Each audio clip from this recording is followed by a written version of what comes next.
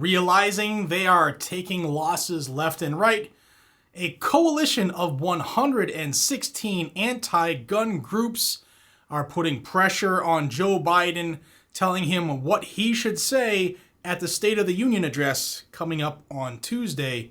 And I want to tell you all about it. Before I jump into this, I want to thank the sponsors of the video, and that is CMMG, American made in Boonville, Missouri. And I can't show you things because YouTube has been awkward lately.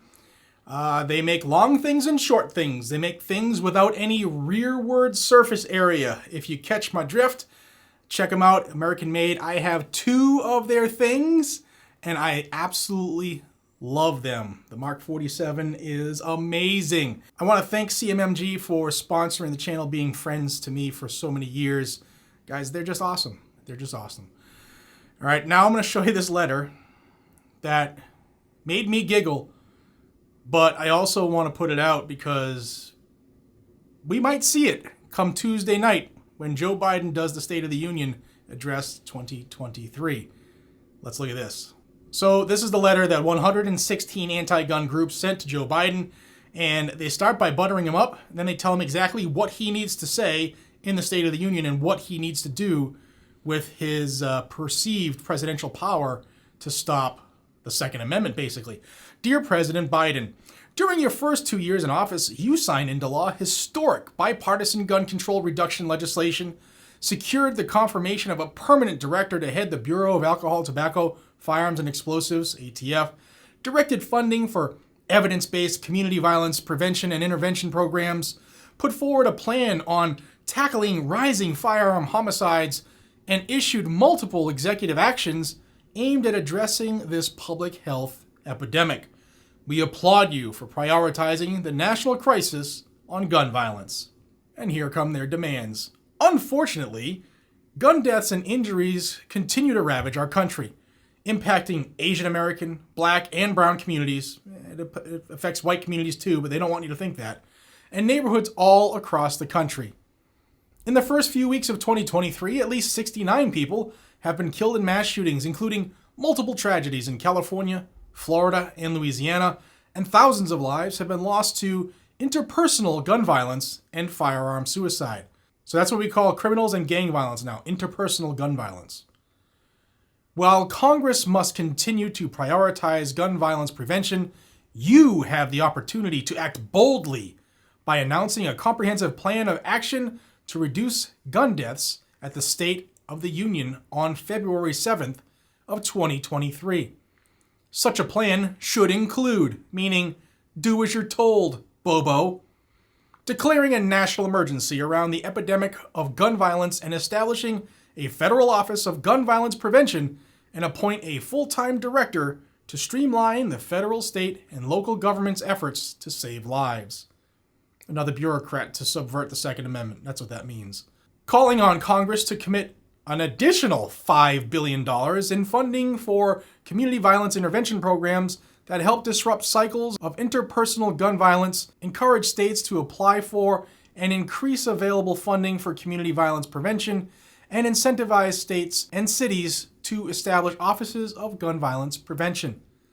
So after all the money they got from the bipartisan Safer Communities Act, they want more money.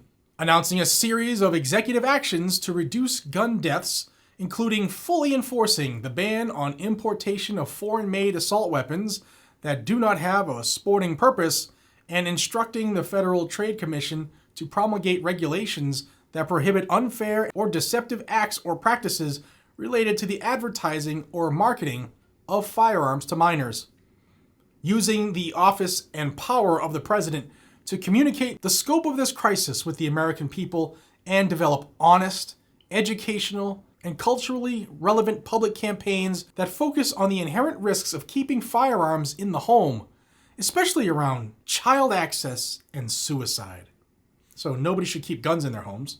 Outlining a detailed plan to fully implement the bipartisan Safer Communities Act, including ensuring funding for violence intervention is directed to communities most impacted by violence and youth-focused violence prevention programs in schools, training NICS investigators to properly conduct background checks on gun buyers under age 21, addressing the background check loophole by clarifying who is considered engaged in the business of selling firearms and using the new firearms trafficking statute to target the largest sources of gun crimes. The growing gun violence crisis and the stated intention of the new leadership in the House of Representatives to block life-saving legislation demands a higher level of leadership from your White House.